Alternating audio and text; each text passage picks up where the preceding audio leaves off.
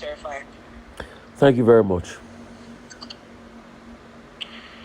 All right. Well, before we went on a break, we were talking about the effects of the DDCs shutting down operations. First of all, when I saw this headline, it just threw me into a bit of a shock. The shutting down in itself, is it going to be completely? We're not going to be seeing the BDCs at all. In Abuja, they're in Zone 4. So is it that we're not going to be seeing them operating at all? No, I don't think you're not going to be seeing them operate. So it's just a measure. What they claimed was that they were using it to be able to cushion the effect and, save the currency. But I think they will be back to service in no time. But I think what is most important is our capacity to be able to bolster our currency. That is what is most important. That's one thing that we have not done effectively. Yeah, we are taking some measures. But the question is, like the CBN took recently, and yeah, there was a downward spiral. But how sustainable are those measures? And that's why we need to, do the long work and ensure that we rejig the economy. Yeah. So talking about economy, there's this headline on Daily Trust, which is even their masthead, talking about Nigerians decry a rising cost of living. And of course, if you see the front page of the newspaper, you see, a graphical representation of the cost of living now. And according to the reports, bag of rice 50 kg that used to sell at 45,000 now goes for 70,000, and a bag of 50 kg flour that used to sell for 35,500 is now 44,000. When you look at the figures, bag of cement 5.2 is now 7,000 naira. This goes to show that the average Nigerian cannot even afford some of these commodities. Now, what can the federal government do on its own part to ensure that the rising inflation we are seeing is being brought to its barest minimum? We know that it's a global problem, at the moment, but the case of Nigeria is quite unique. So two things. It's not a global problem. Other nations in the world have been able to tame inflation. In fact, America started with about close to 10% inflation a couple of months ago, but now they are inching towards a 2% target. So other nations are bringing down inflation. So it's not a global problem. It's just because of our attitude at managing inflation, we'll not be able to manage it properly. So it's not a global problem. I beg to differ. Secondly, how do we tame inflation? Solve the legacy problems. Make it possible for farmers to go back to farm. Stop the level of insecurity that is happening. I thought the government said they were going to cultivate about 150 hectares, to be able to cushion the effect of food crisis, of the cash crops and the crops Nigerians readily eat. Where are those ones? Fix all of that system and you'll begin to have a leeway as regards food. That's just it. All right.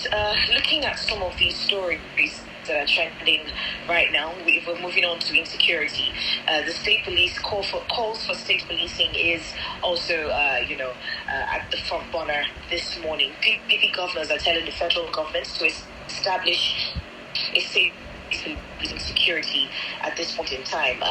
We're looking at a situation that is alarming. It's really, really, really alarming. And at this point in time, I'm trying to understand if the PDP had the opportunity at the time, especially during Goodluck Jonathan's time, why did they not go ahead and establish state policing to fight the insecurity at that time?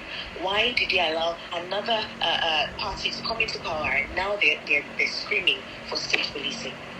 What happened? So would you respect? I will not challenge the PDP on the need for state police. I challenge the APC more because it was in APC's manifesto and sent to Nigerians. They said they were going to restructure. In fact, there was a panel set up led by Rufai that was going to devolve more powers. This was going to include state police. The question is, why did they do this? Why did they renege on their promise? As it is today, there's a call for state police. And in fact, in some variation, it has started. In the Southwest state, for instance, after the killing of top Yoruba leader's daughter, we started something called Amotekun. And Amotekun has been able to do some work at stemming the tide as regards insecurity. So we just need more like that. And the argument they make that the states cannot fund them. I think states even have one form or the other of a policing system. I think somewhere in the north, we've got something called Shege Kafasa or something. So one way or the other, we've got all these groups and things like that and vigilante groups. to be able to fight all of this. So I think we just need to be more vigilant and put more resource on the ground towards it and be honest with ourselves. And just recently, we saw, some states, over 20 states, according to, recent reports, that these states have now enlisted the service of over 50,000 vigilantes to, stem the tide of kidnapping we're seeing. Will this in any way, help the spate of insecurity in the country? It remains to be seen. At this point in time, any measure is a good measure, as long as we get to a certain extent and ensure that we use all means possible to stop all of this. So it's well welcome that it's a good measure. I don't know if you saw the report or the statement credited to the first spokesperson Muyiwa Adejobi on the television show yesterday, where he said the case of kidnapping is just widely reported in the media. It's not as common as we are saying it.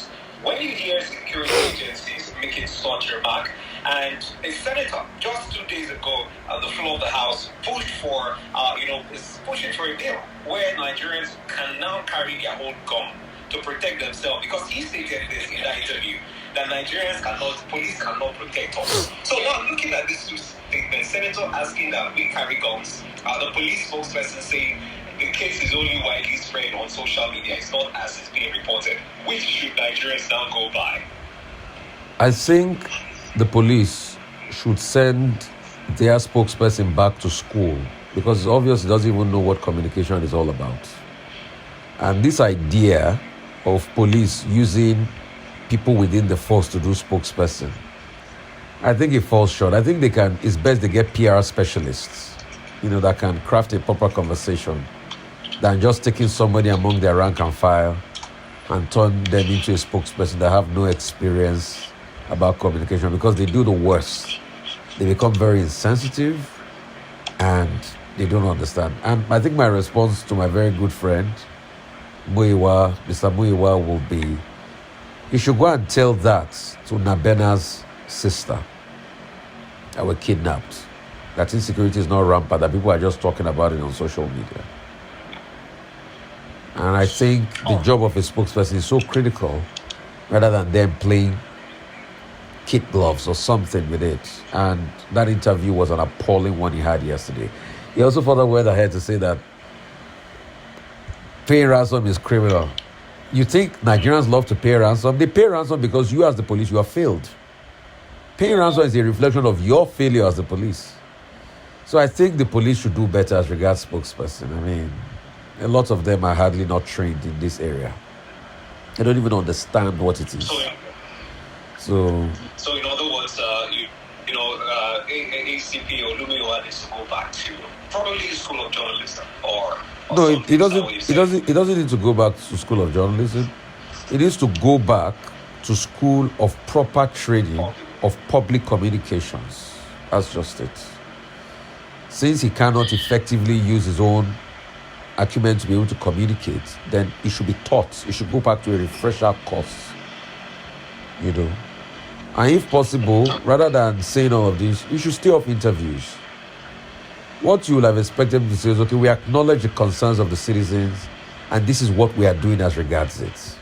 That's just it. Not trying to be defensive. He needs to go back and be coached. He lacks knowledge on this. All right. Thank you so much, Mr. Rufai. Thank you, guys. Thank you so much. Nigeria is playing today, and we've seen the juicy prices, the juicy incentives that the Angolans are offering to the players. What exactly will you say to Nigerian Super Eagles? All I just want Nigeria is to go out there and do us proud and dominate and do well. And we are rooting for the boys. And I think we could beat Angola 2-1. That's my prediction. 2-1. Yeah. All right. Okay. On Monday we'll be here.